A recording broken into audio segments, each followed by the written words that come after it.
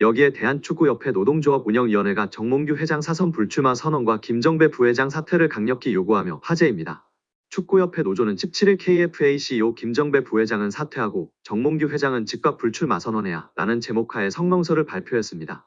성명서에 따르면 축구협회는 지난해 3월 승부조작 비리 축구인 사면 파동 이후 위기 수습체계 하나로 문화체육관광부 차관 출신 김정배 부회장을 대한축구협회 실무 총책임자로 앉혔습니다. 김 부회장이 오면서 축구인 출신들이 원천적으로 배제됐습니다. 협회 조직에서 축구인 출신과 비출신 간의 견제와 균형이 무너졌고 각종 논란의 불씨가 됐습니다. 노조는 선임 당시에도 잘못된 결정은 정몽규 회장이 했는데 엉뚱하게 축구인 부회장 혹은 전무이사를 선임하지 않는 방식으로 조직을 개편하면서 논란이 일었다면서 주원이는 정 회장의 잘못된 결정인데 축구인들의 제19 감사기로 뒤집어 씌워 축구인들의 목소리를 아예 안 듣는 식으로 해법을 내놓은 것이라고 꼬집었습니다. 그러면서 김 부회장의 역할에 있어서도 사실상 허수아비였다는 것이 노조의 주장이 있습니다. 노조는 강도 높은 문제부 감사를 2달여 겪으면서 직원들은 한 목소리로 협회 내 컨트롤 타워가 없다고 아우성이었다면서 문제부 출신이니까 김정배 부회장이 키를 쥐고 어떻게 대응하고 후속 조치는 어떻게 해야 할지 등을 하지 않을까 하는 기대가 있었는데 놀랍도록 아무 역할이 없었다는 전언이라고 전했습니다.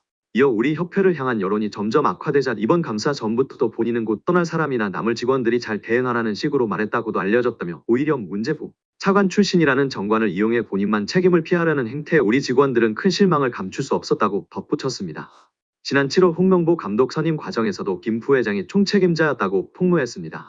노조는 이임생 총괄이사가 기술적으로야 주도했지만 세부 계약 조건 등은 김정배 부회장이 총책임자였는데 그 어느 보도에도 그의 이름 3글자는 찾아볼 수가 없었다며 이임생 기술이사가 협상 권한이 있다고 그의 등을 떠민 것도 바로 김정배 부회장으로 알려졌고 정 회장이 전력강화위원회를 다시 구성하자고 한 지시를 무시하고 문제없다고 밀어붙인 이도 그로 알려졌다고 알렸습니다.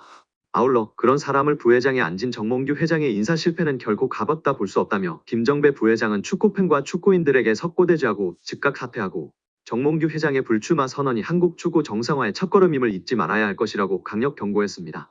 뿐만 아니라 감사를 통해 협회의 방만 경영도 도마에 올랐습니다. 협회는 선임 위촉한 부회장, 분과위원장, 분과부위원장 등 비상근 임원 44명 중 34명과 자문 계약을 맺고 2021년부터 2024년 8월까지 개인별로 연간 1,200만 원에서 3억여 원까지 총 28억여 원을 급여성 고정 보수로 방만하게 지급한 것으로 드러났습니다.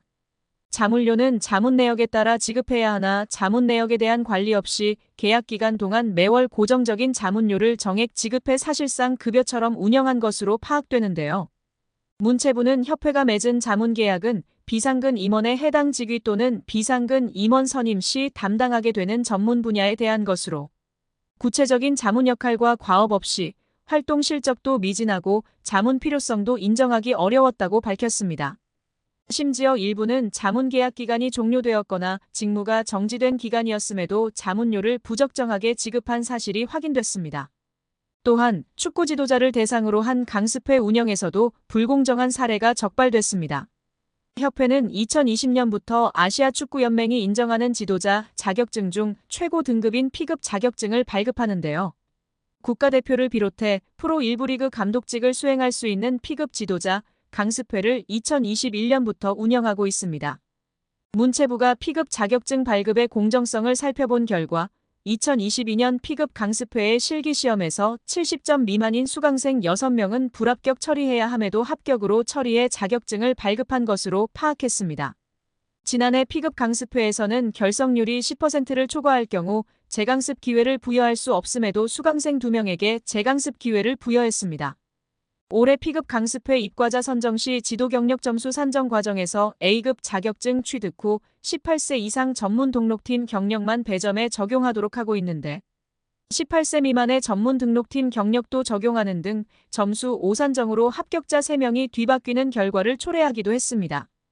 협회는 2022년 7월 P급 수강생 선정 세칙을 개정하면서 수강 신청 기본 요건 중 지도자 경력 조건과 결격 사유 결정 방식을 부당하게 변경한 것으로도 밝혀졌습니다. 지도자 경력 요건을 AFC 어급 취득 후 지도 경력 최소 3년 이상자에서 AFC 어급 취득 후 3년 경과자로 완화해 개정함으로써 필수로 준수해야 하는 상위 규정인 AFC 코칭 규정의 AFC 어급 취득 후 지도 경력 최소 1년 이상자의 지도자 경력 필수 조건을 위반했습니다. 또한 협회는 지도자 자격증 운영 발급을 공정투명하고 엄격하게 집행해야 함에도 기본 규정을 숙지하지 않거나 불공정하게 업무를 처리하고 있었으며 심지어 사회공헌 사업을 위해 설립한 대한축구협회 축구사랑나눔재단을 운영하면서 사무국 운영비를 이사회를 통해 심의의결하지 않고 집행하고 이사장 업무활동비를 지급 근거 없이 지급하는 등 불투명, 부실하게 관리하고 있었습니다. 아울러 축구인과 축구팬들의 개인정보를 관리하는 통합경기정보 시스템, 대표팀 경기 티켓 판매 관리 등의 시스템을 운영하면서 개인정보 처리자의 식별정보, 접속 일시, 접속지 정보 처리 내역 등의 접속 기록을 제대로 보관하지 않았고 월 1회 이상의 점검도 하지 않아 개인정보 유출 등 침해 사고 발생 시 책임 추적성을 확보하지 못하는 등 시스템을 안일하게 관리하고 있음이 드러났다고 문체부는 밝히며 축구팬들의 분노가 들끓고 있습니다. 그렇다고 문체부의 감사가 맹탕은 아니었습니다. 축구협회의 아픈 곳을 제대로 찌른 부분이 있었으니 천안축구종합센터의 정부 보조금 유용 문제였습니다. 축구협회는 2021년 7월 천안센터 스타디움 건립에 정부 보조금 약 56억 원을 신청했는데 사무공간이 없는 곳으로 신청한 초안과 달리 문체부와 협의 없이 사무공간 건물을 따로 짓는 것으로 추후 계획을 변경한 것으로 드러났습니다. 문체부는 축구협회가 굳고 보조금을 사실과 다르게 거짓으로 신청했다고 규정하고 보조금을 환수하는 것은 물론 보조금법에 따라 최대 5배의 과징금을 물릴 방침입니다. 이렇게 되면 축구협회는 최대 300억 원에 이르는 돈을 부담해야 하는 처지가 되는데 천안축구센터 건립을 위해 하나은행과 615억 원 한도의 대출 계약을 약정하는 등 이미 막대한 채무를 지고 있는 축구협회의 재정 상황에서 결코 가볍게 볼 일이 아닙니다.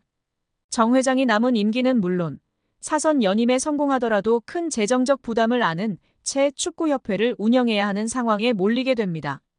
문체부 고위 관계자는 아직 굳고 보조금 관련 어느 정도 과징금이 책정되는지 정확히 결정된 것은 없다. 원금 56억 원 전체를 환수할지 여부부터 심의해야 하는 상황이다라며 과징금의 정확한 규모에 대해서는 여지를 남겼다. 다만 정몽규 회장이 정부의 징계 조치에도 불구하고 사선 도전을 강행한다면 이른바 괘씸죄를 적용해 액수는 커질 수 있다는 전망도 나오고 있습니다.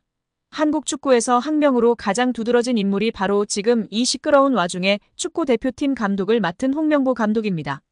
박종환 감독이 대표팀을 이끌던 1995년 한국팀은 코리아컵 준결승전에서 예선에서 쉽게 승리했던 잠비아에 패했습니다. 그런데 이 경기 전날 박 감독의 억압적이고 비인격적 훈련에 불만을 품고 있던 홍명보, 황선홍 등 주전 선수들이 경기 전날 술집에서 대취할 정도로 술을 마신 사실이 언론에 보도가 돼 난리가 났습니다. 그래서 홍명보 선수 등은 징계 위기에 처했는데 이들은 그 제보자로 박 감독을 꼽았고 언젠가 안갚음하리라 맹세했다고 합니다. 다음해 아시안컵 8강대 이란전에서 한국은 6대2로 참패하였습니다. 유례를 찾기 힘든 처참한 패배입니다.